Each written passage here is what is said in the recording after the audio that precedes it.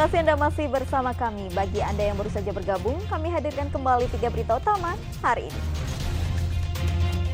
Gara-gara senggol bidak catur dan menganiaya balita, seorang dokter di Makassar dipecat dari sebuah rumah sakit tempatnya bekerja. Patroli laut digelar untuk antisipasi masuknya hewan yang terjangkit penyakit mulut dan kuku dan tanaman ilegal.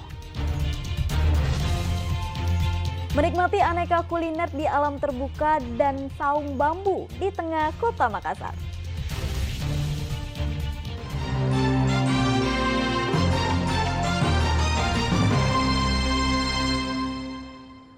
Untuk antisipasi masuknya hewan ternak yang terjangkit penyakit mulut dan kuku atau PMK dan tumbuhan tanaman ilegal, Balai Besar Karantina Pertanian Makassar melakukan patroli laut.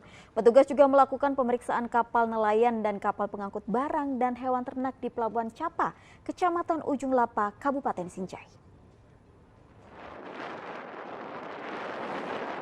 Untuk mengantisipasi masuknya hewan ternak yang terjangkit penyakit PMK dan tumbuhan tanaman ilegal, Balai Besar Karantina Pertanian Makassar melakukan patroli laut bersama TNI Polri dan Syah Bandar dengan melakukan sidak ke kapal pengangkut barang dan hewan ternak di Pelabuhan Capa Ujung Lapa, Kabupaten Sinjai. Petugas menghentikan kapal yang tengah berlayar untuk melakukan pemeriksaan muatan kapal yang keluar dan masuk ke pelabuhan. Dalam patroli di Laut Pulau 9 dan perbatasan Sinjai dan Bone ini, petugas tidak menemukan kapal pengangkut bermuatan sapi dan tumbuhan ilegal. Di kegiatan kita di tengah laut tadi kita sempat mampir di satu kapal yang sedang bergerak dan kebetulan ada komoditi pertanian yang sudah letakkan, tetapi alhamdulillah berdasarkan hasil pemeriksaan kita bersama teman-teman dari Polair dari Angkatan Laut, dokumennya lengkap dan setelah kami cek sah, kemudian isinya juga sesuai dengan apa yang tertera di dalam dokumen. Jadi alhamdulillah sesuai semua. Ini tujuannya untuk apa Pak? Tujuannya sebenarnya hanya sekadar kegiatan rutin kita dalam rangka memberikan pelayanan yang sebaik mungkin, kemudian memberikan pembinaan, edukasi kepada masyarakat, terutama para pengusaha yang. Patroli laut bersama akan rutin digelar guna meminimalisir potensi penyebaran hama penyakit dan organisme pengganggu yang masuk melalui jalur laut. Andi Muhammad Sardi melaporkan dari Sinjai. Festival Pulau Libukang yang digelar pemerintah Kota Palopo pada Jumat pagi pekan lalu diisi dengan parade perahu hias dan pesta kuliner. Namun tak disangka di akhir kegiatan ratusan peserta malah terjebak di pulau karena air laut surut. Untuk keluar pulau, sebagian peserta terpaksa menyewa perahu nelayan. Festival Pulau Libukang digelar pemerintah Kota Palopo pada pekan lalu. Kegiatan yang berlangsung di Pulau Libukang ini diisi dengan parade perahu hias yang diikuti oleh sejumlah kantor dinas serta masyarakat umum dan pesta kuliner berupa makanan tradisional. Kegiatan ini diharapkan bisa menjadi daya tarik bagi para wisatawan untuk berkunjung ke pulau ini karena memiliki keunikan seperti sejumlah pemakaman kuno dan sumur air tawar yang ada di tengah-tengah pulau. Ada sungai sumur tidak pernah kering di sini, sumur tidak pernah. Pokoknya baru diapit oleh laut, tapi ya airnya tawar. Namun kegiatan yang awalnya berlangsung meriah akhirnya menyebabkan peserta harus menunggu 5 hingga 7 jam karena perahu yang ditumpangi karam akibat pasang surut. Kalau misalnya keadaan surut air ini kan susah, jadi orang keluar juga mau pulang susah gitu. Jadi kalau bisa ditambah ini dermaganya. Sejumlah peserta yang tak sabar menunggu memilih menyewa perahu kecil milik para nelayan untuk bisa keluar dari pulau. Warga berharap agar pemerintah membenahi pulau ini khususnya bagian dermaga agar memudahkan wisatawan berkunjung ke pulau ini. Rencananya Festival Pulau Libukang akan rutin digelar setiap tahun untuk mengenalkan potensi wisata lokal ke kancah nasional dan internasional. Wahyudi Baso melaporkan dari Palopo. Puluhan jurnalis di Kota Makassar mengikuti workshop peliputan Pemilu 2024. Ini dilakukan untuk mendorong agar pelaksanaan pemilu bisa berkualitas melalui penyajian berita di media massa.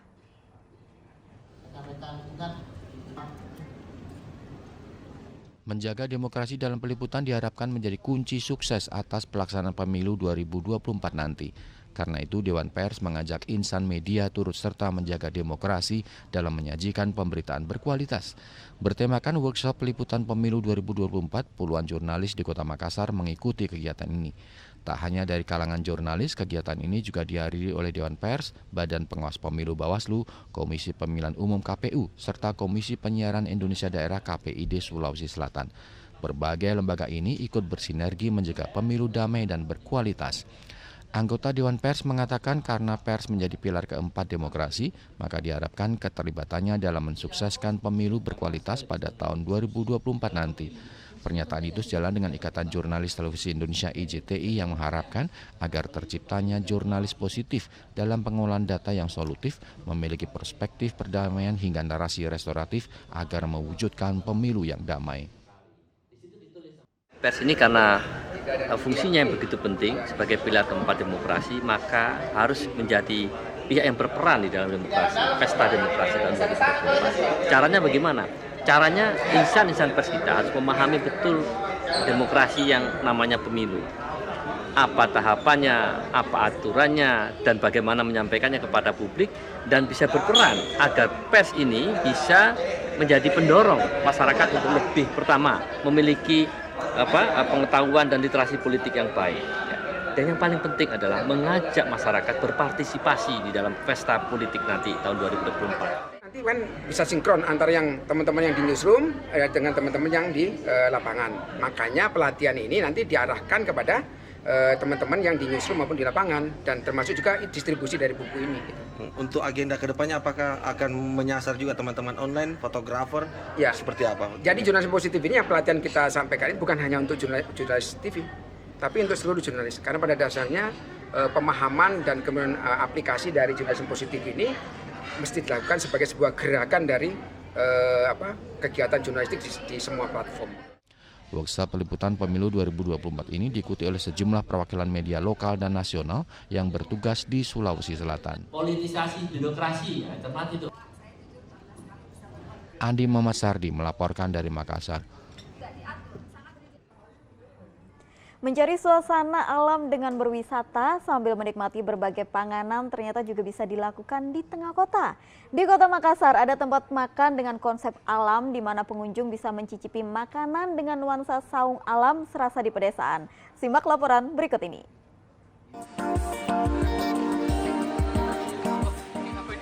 Menikmati suasana berbeda sambil bersantap bersama keluarga tentu akan menjadi pengalaman berharga.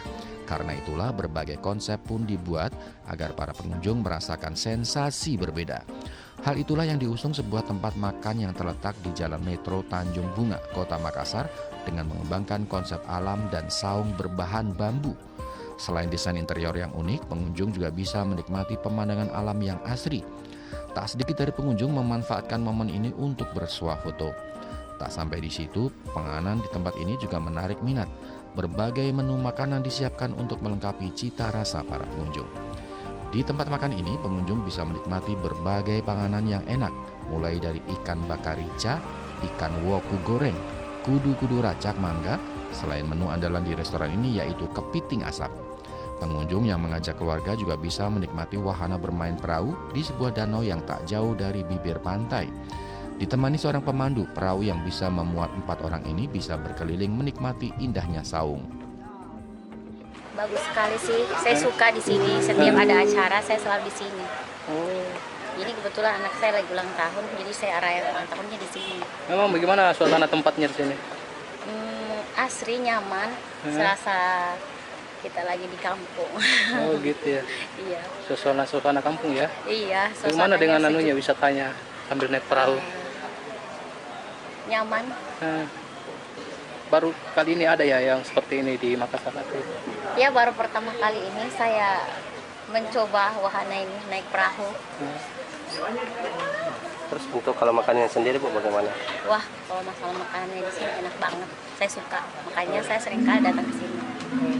Untuk konsepnya kita mengusung dari konsep family ya. Jadi berkuliner, makan, kemudian bisa sekaligus menikmati perahu tadi. Jadi bisa berwisata sekaligus sangat cocok untuk family. Yang bedanya itu kita mengusung konsep pedesaan ya. Meskipun tepatnya di tengah kota, jadi orang-orang Makassar itu nggak usah ke luar kota lagi. Dengan adanya Soko Indo Alam bisa langsung ke sini. Silahkan deh. Soal harga makanan pun masih terjangkau, cukup dengan merogoh kantong antara 50 hingga 100 ribu rupiah. Pengunjung bisa menikmati satu santapan menu ikan woku dan bisa dinikmati beramai-ramai. Sementara untuk menikmati serunya bermain perahu, pengunjung hanya membayar Rp50.000 dengan batas waktu yang tidak ditentukan. Reza Habu melaporkan dari Makassar. Nah, informasi tadi mengakhiri jumpa kita hari ini. Atas nama rekan yang bertugas, saya Tabita Putri mengucapkan terima kasih atas kebersamaan Anda. Selamat beraktivitas dan sampai jumpa.